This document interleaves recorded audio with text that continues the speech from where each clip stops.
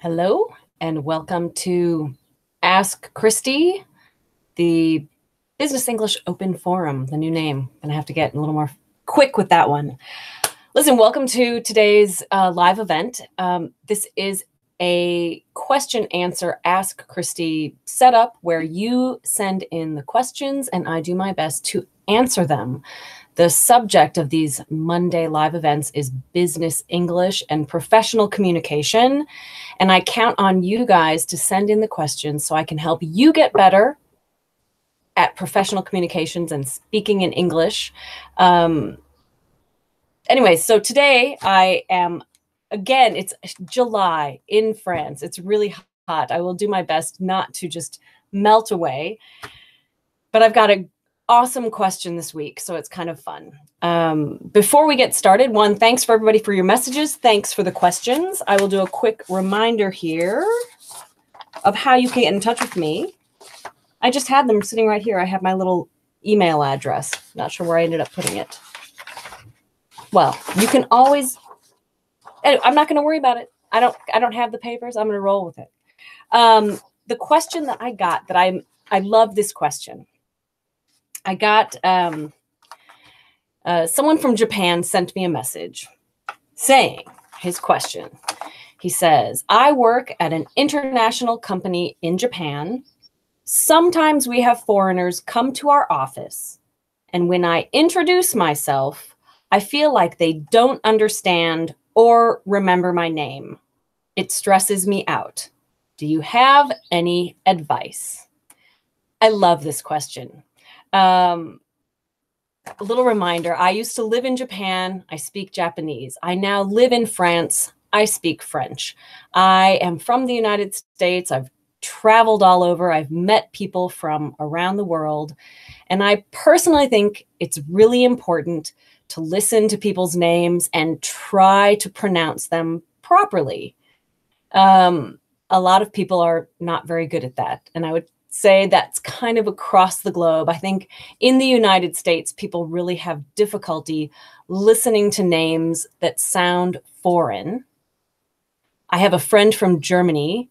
His name is Thomas, but when he goes to America, everybody has to call him Tom or Thomas. They can't quite adjust to Thomas. When I lived in Japan, people could not say my name, Kristi. They would say Kristi, Kristi-san. They would have to chop it up and make it sound Japanese. Here in France, Kristi is somehow difficult. They want to call me Chris or Christine.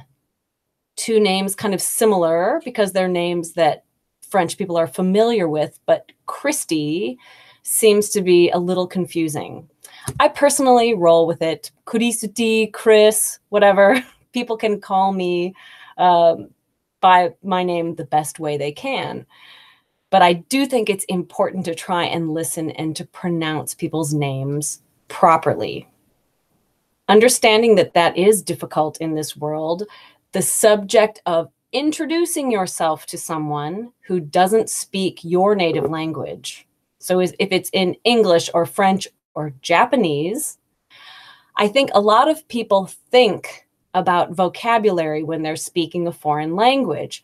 How do you say, what time is it? Where is the train station?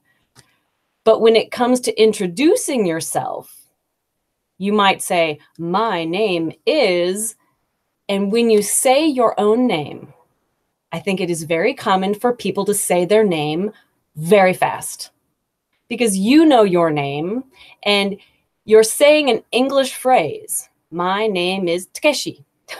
My name is Brup. When you say your name, you're getting to something that you know well. You say it quickly in your native tongue. And I think people lose it. They don't hear your name because you might be saying it too quickly or in a way that they can't get it. So looking at this guy's question, it made me think back to my students. I had students. So when I lived in Japan, I was teaching at the junior high school level. Lots of students learning how to say mayonnaise, Takeshi. In Japan, they like to change my name is to the word for mayonnaise, because it was so funny for junior high school kids, right? Anyways, they would say, my name is, and then they would say their name, their Japanese name so fast. I could speak Japanese. I knew their names. I could follow them, but I would always say, slow down. You're saying your name so fast. You say, my name is very slow. And when you get to your name, it's like, burp.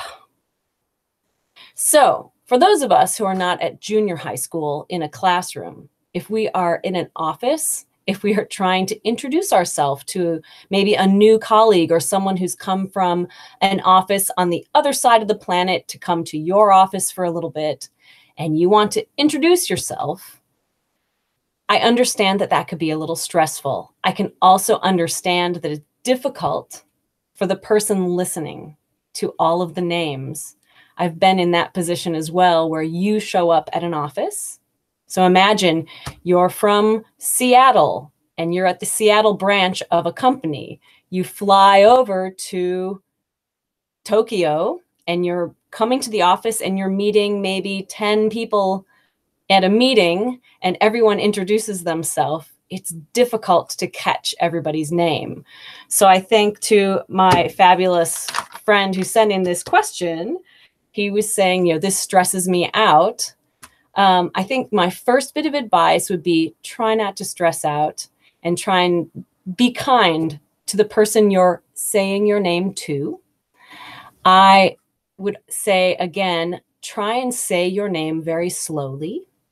You might say, my name is Kristi. And if you feel like they're not understanding, you might even laugh and say, I know it's hard to pronounce. Or I know you're meeting so many people, it's hard to remember Kristi. My husband has a difficult French name for American people to pronounce. So we're very familiar with having difficulty with the name.